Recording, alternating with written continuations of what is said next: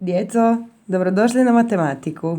Idemo sada zajedno. Prvo ću vam otkriti naslov. Vi ga pokušajte pročitati. Može? Glavni brojevi i redni brojevi. To je nešto o čemu vam je danas pričala učiteljica Đurđa. Sjećate se zadnjeg zadatka? Onaj zadatak sa životinjama koje su išle na fotografiranje pa su se morale malo urediti. One su stajale u redu, jel da? I stavljali smo im neke ukrase na njih da budu malo ljepši na fotografiji, da budu sređeni. Sada, oni su stajali u redu, a zadaci koji su nam pisali dolje i koje smo mi rješavali su nam govorili, na primjer, stavi naočale trećoj životinji u redu. Pa sad baš o tome želim s vama malo porazgovarati i nešto novo vam pokazati. Na primjer, uzmimo broj koji piše ovdje. Koji je to broj? To je broj 1. Čitamo ga broj 1, jel da? A ovaj broj? To je broj 2. Napisala sam broj 3. Ove brojeve koji pišu ovdje i sada nastavljaju dalje, naravno 1, 2, 3, 4, 5, 6, 7, 8 i tako dalje. Njih nazivamo glavni brojevi. Pa sam tako ovdje i zapisala. Broj 1 kao primjer. Ali tu može biti i 2, i 3, i 4. Znači broj koji čitamo 1 je glavni broj. Jer pomoću njega brojimo. Pomoću tih brojeva brojimo. 1, 2, 3, 4. A što se događa ako ovdje stavim točku na ovaj broj 1? To smo već radili. Kako čitamo sada taj broj? Prvi. A ako ovdje stavim točku iza, onda ovo čitamo drugi. Ako ovdje stavim točku, taj broj čitamo treći. I sada su ti brojevi postali redni brojevi. Možemo ih nastaviti.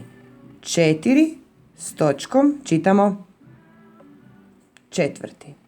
A 5 s točkom čitamo peti. I tako dalje. Pa sam isto tako i zapisala. Ostavila sam jedan redak prazno, pa zapisala 1 s točkom, a to čitamo prvi. Ovdje piše prvi. A prvi je redni broj. Odnosno govori nam koji je netko u redu. Redni broj označava nečije mjesto u redu. Pa tako možemo ovdje zamisliti da je ovo jedan red. Kada bi tu stajali ljudi, ja ću ih sad najjednostavnije napraviti. Onako kako svi mi znamo. Ovo bi bio prvi čovjek u redu. Ovo bi bio drugi čovjek u redu. Ovo bi bio treći čovjek u redu. Ovo je četvrti čovjek u redu. I ovo ovdje peti čovjek u redu. Znate kada odemo u dućan pa stojimo u redu, jel da? Prvi, drugi, treći, četvrti, peti. Zapisala sam to ovdje i u jednoj rečenici, sada je pročitajte sa mnom.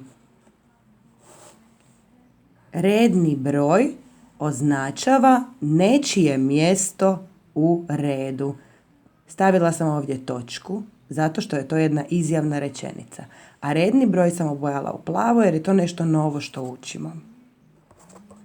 I ispod toga sam vam napisala primjere rednih brojeva. To naravno nisu svi. Rednih brojeva ima isto onoliko koliko ima i glavnih brojeva. Samo iza glavnog broja postavimo jednu točku. Evo ga. Redni brojevi. Ovdje sam stavila dvotočku jer sada ću ih nabrajati. Prvi, drugi, treći, četvrti, peti. Ovdje ću stati, nema potrebe da ih sve napišemo, mislim da vam je sve jasno. Jedino možemo sad ovako nastaviti brojat redne brojeve. Poslije petog dolazi šesti, sedmi, brojite sa mnom, osmi, deveti, 10, 11, 12, 13, 14, 15, 16, 17, 18, 19 i 20. Nakon prepisivanja lijepo ćete otvoriti udžbenike na stranu 50 i na stranu 51 i riješiti zadatke. Ponavljam, svaki zadatak pročitajte 2 puta da budete sigurni da vam je jasan. Jako je fora. Mislim da će vam se svidjeti. Čak ima i žabica dolje. Ajde, proučite lijepo stranu 50 i 51 i čujemo se malo kasnije. Doviđenja!